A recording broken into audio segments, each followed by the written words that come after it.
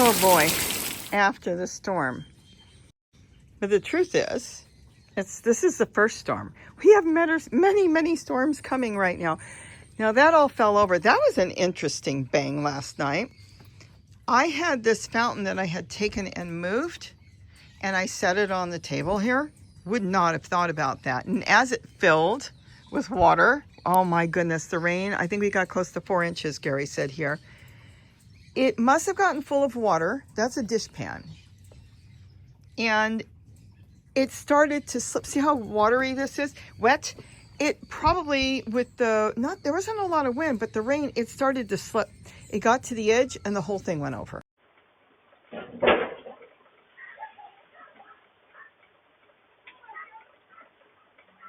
So I'm going to get to that soon. What I'm doing right now is evaluating what's here and what I need to get rid of. Now let's step back. I look around on this deck right now, and it is a mess. I agree. Now I just trimmed this, but everything on this deck, as much as it looks like a mess, is my new soil. See all the flowers that have died back? And there's a lot of flower seeds on there. I don't know if I'll save them all because there's literally flowers coming up everywhere. I mean, literally hundreds. All that is soil. And what I'm starting to do, let's walk over here as I evaluate before the next storm comes in, which is probably tomorrow.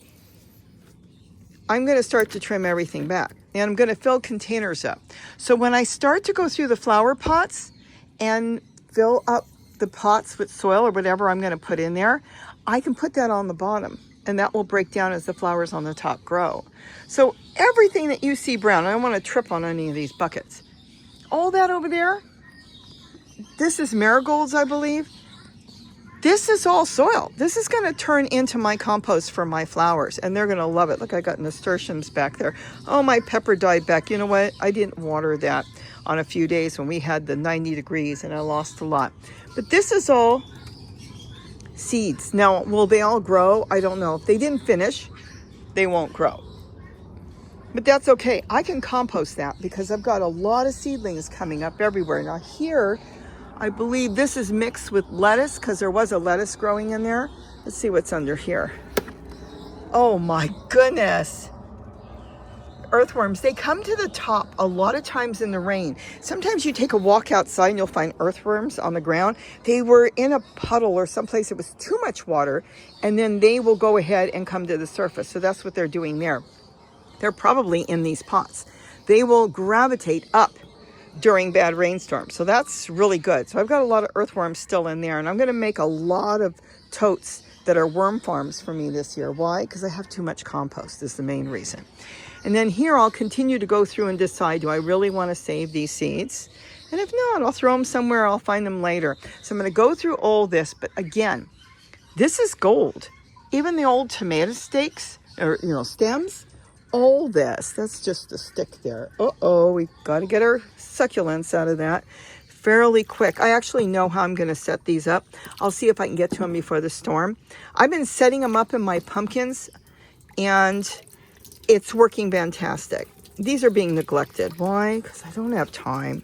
I bought them, and it's like, oh, there's just no time for everything. All right, I'll get to that later, and I'll see if there's any more pieces there. But I'm going to go through and get a lot of the brown out and put them in pots. Any type of pot. I can even fill up dish pans.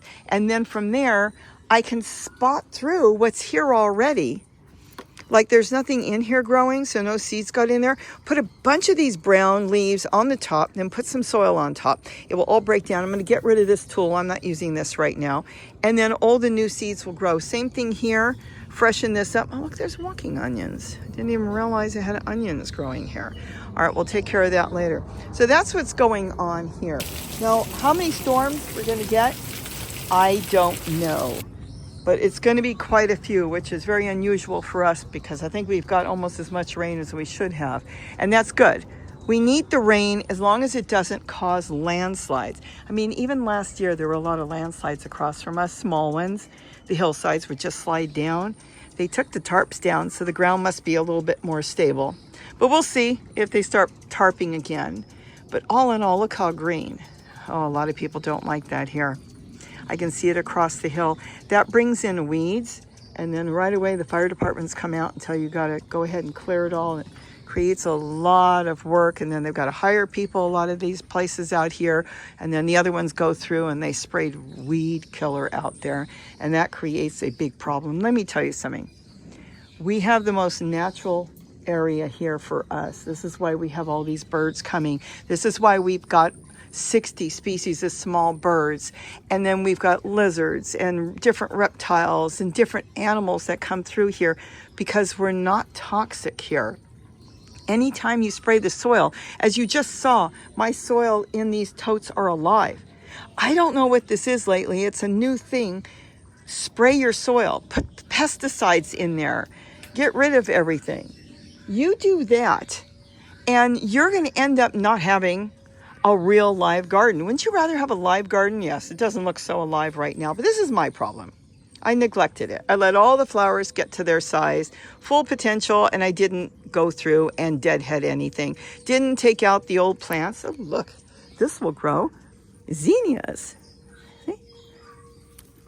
These are seeds. Set this there and do something with it later. This is me, because I've got all the other gardens to take care of. Oh, my avocado trees are going to be very happy, which is good with all this rain. But the point is, we want our soil alive. I do. I want to bring in the warblers to come and look for little insects. That's what this is all about. That's why that red tote was made. I made that to create insects, to break down all the food particles or plant particles I put in there, but also to feed, I just saw something, to go ahead and feed the birds around here. They need food. So it's a win-win. Okay, I didn't see this. That's because the plant got on top. Look, I still have a pepper plant full of peppers. Okay, we really need to cater to that. That's beautiful orange peppers in there. So I'm going to clean that up and stake that up and take care of it. And then that is pot marigold in here, growing really nice. They've got some sow thistle for the birds that were there. Look at the walking onions I stuck in here. Gorgeous. Mint. Nasturtiums. I showed you that already.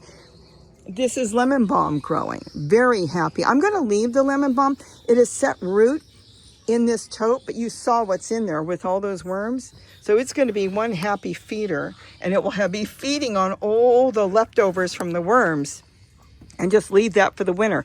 It's protected with the glass, so it's not getting cold wind on it. And then I'll trim back the garlic chives. These are seeds. I don't care if they grow everywhere. I mean, on the ground, in pots, in any container. So I'm going to leave all that, but I'm going to clean this up. I know I told you that months ago, and then I never came back because I've been working all over the garden. But this is a good place to come out in the winter and little by little try to clean it all up. I'll tell you what's been the best thing to buy. I don't know what she's barking about. This was a great investment. I bought this, in the spring? It just keeps going and going, and I have to deadhead it, and I see it needs a lot of cleaning inside. It's trying to come from the middle. But this is a blanket flower, but this is cultivated differently.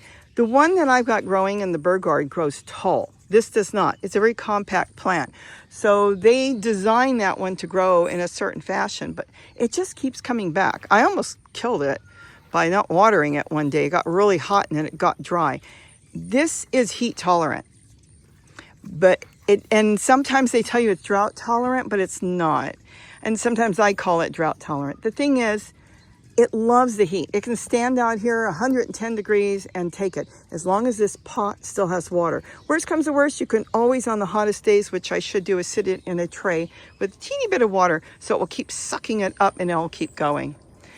But I'm going to clean this up. And then there, you saw all those. Those are the dish pans I put out with flowers.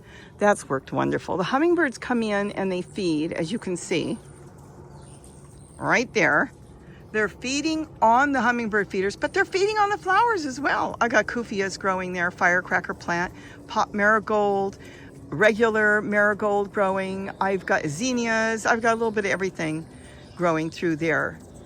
And I've even got geraniums, though they don't feed a lot on geraniums. They will look for little insects. But it's worked out really, really nice to have the plants and the flowers. I want to have the flowers lower as spring comes in. So I can train some of them to stay low, but I think I'll go with zinnias that are more, well, maybe trim back a little bit, or maybe put some petunias or something else back there.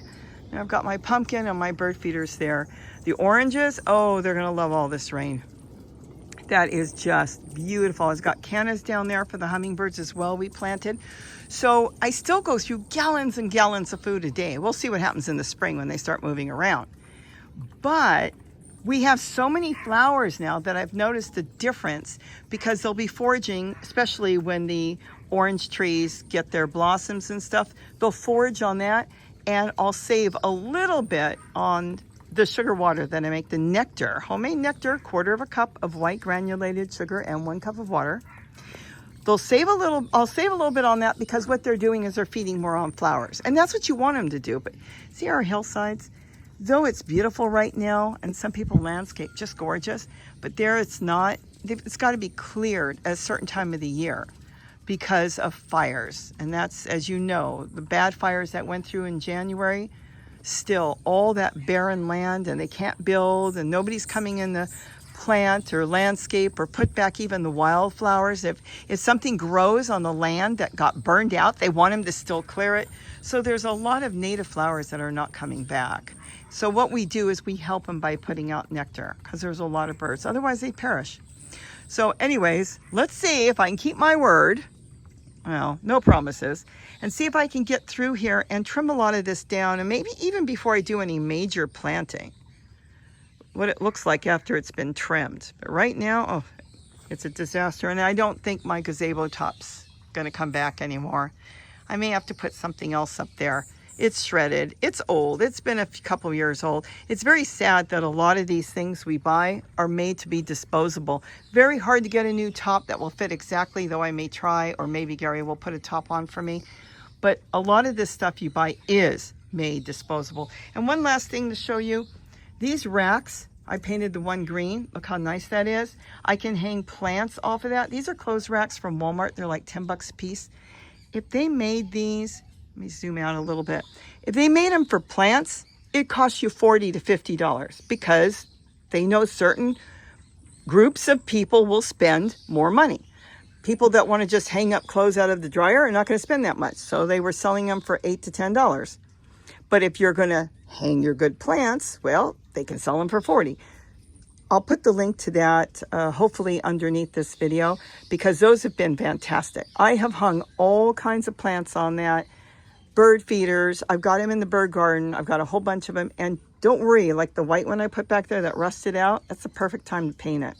You get a metal paint, get a small can, and go ahead and paint it, and it really clings on because it's not shiny anymore. And that's when I painted the green one. Could use a little bit more painting, but I did a quick coat on that, and it's really nice to hang these things. Look at this.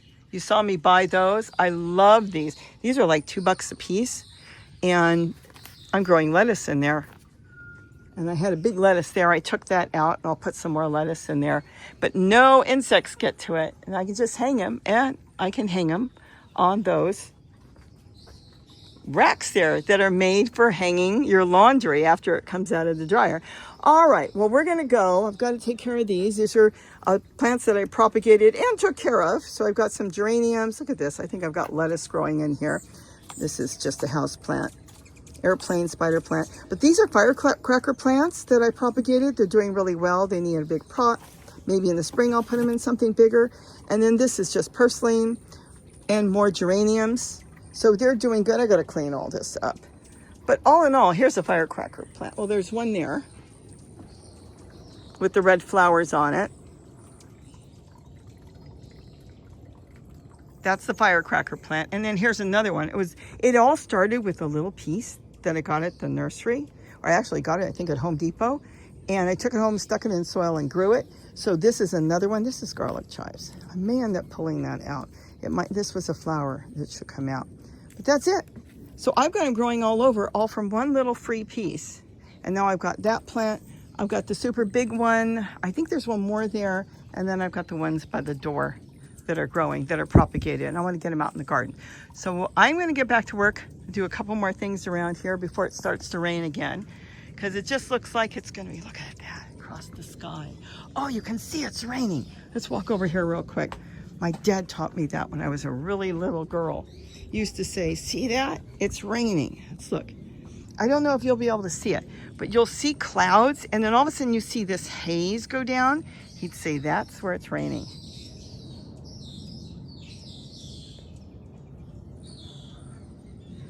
That is it. They're getting a good downpour there.